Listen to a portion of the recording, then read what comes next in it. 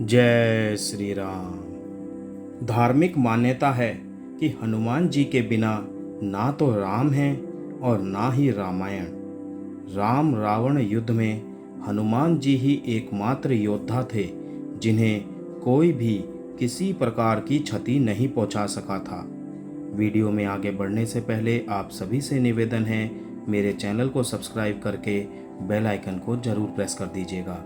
तो चलिए कथा में आगे बढ़ते हैं। हिंदू धार्मिक ग्रंथों में हनुमान जी को सबसे शक्तिशाली माना गया है। धार्मिक मान्यता है कि हनुमान जी के बिना ना तो राम जी हैं और ना ही रामायण। राम रावण युद्ध में हनुमान जी ही एकमात्र योद्धा थे जिन्हें कोई भी किसी प्रकार की क्षति नहीं पहुंचा सका था। यूं तो हनुमान जी के पराक्रम, सेवा, दया और दूसरों का दंभ तोड़ने की अनेक गाथाएं हैं, लेकिन हनुमान जी को भी एक बार युद्ध में हार का सामना करना पड़ा था।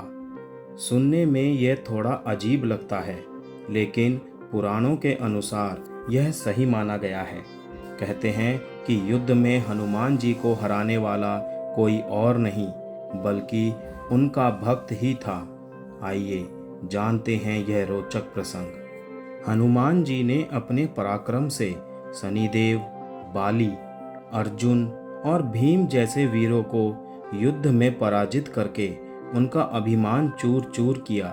लेकिन क्या आपको पता है कि संकट मोचन हनुमान जी ने अपने जीवन काल में अभिमानवश एक ऐसा भी युद्ध लड़ा जिसमें उन्हें हार का सामना करना पड़ा।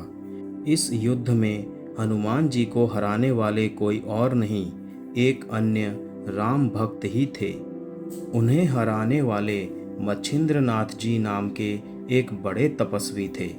एक बार जब वे रामेश्वरम आए तो राम जी निर्मित सेतु देखकर वे भाव विभोर हो गए और प्रभु राम की भक्ति में लीन होकर वे समुद्र में स्नान करने लगे। तभी वानर वेश में उपस्थित हनुमान जी की नज़र उन पर पड़ी और उन्होंने मच्छिंद्रनाथ जी की शक्ति की परीक्षा लेनी चाहिए। हनुमान जी ने अपनी लीला आरंभ की, जिससे वहां तेज बारिश होने लगी। हनुमान जी उस बारिश से बचने के लिए एक पहाड़ पर वार कर गुफा बनाने की कोशिश का स्वांग करने लगे। मच्छिंद्रनाथ जी का ध्यान टूटा और उन्होंने तुरंत सामने पत्थर को तोड़ने की चेष्टा करते हुए उस वानर से कहा, हे वानर, तुम क्यों ऐसी मूर्खता कर रहे हो?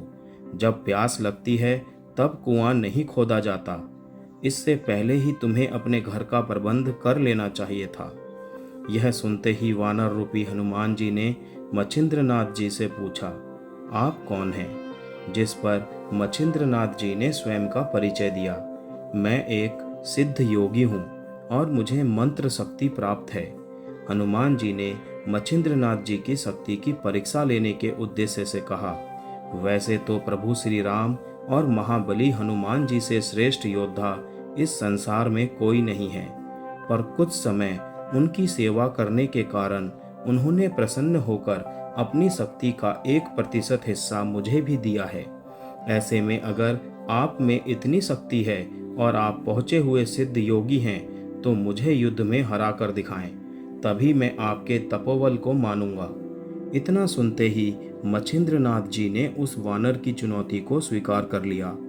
तब वानर रूपी हनुमान जी ने मच्छिंद्रनाथ जी पर 7 बड़े पर्वत फेंके, पर इन पर्वतों को अपनी तरफ आते देख मच्छिंद्रनाथ जी ने अपनी मंत्र शक्ति का प्रयोग करके उन सभी 7 पर्वतों को हवा में स्थिर कर दिया। फिर उनके मूल स्थान पर उन्हें वापस भेज दिया। इतना देखते ही महाबली हनुमान को क्रोध आया। उन्होंने मच्छिंद्रनाथ जी पर फेंकने के लिए वहां उपस्थित सबसे बड़ा पर्वत अपने हाथों में उठा लिया, जिसे देखकर मच्छिंद्रनाथ जी ने समुद्र के पानी की कुछ बूंदों को अपने हाथ में लेकर उसे वाताकर्षण मंत्र से सिद्ध कर हनुमान जी के ऊपर फेंका।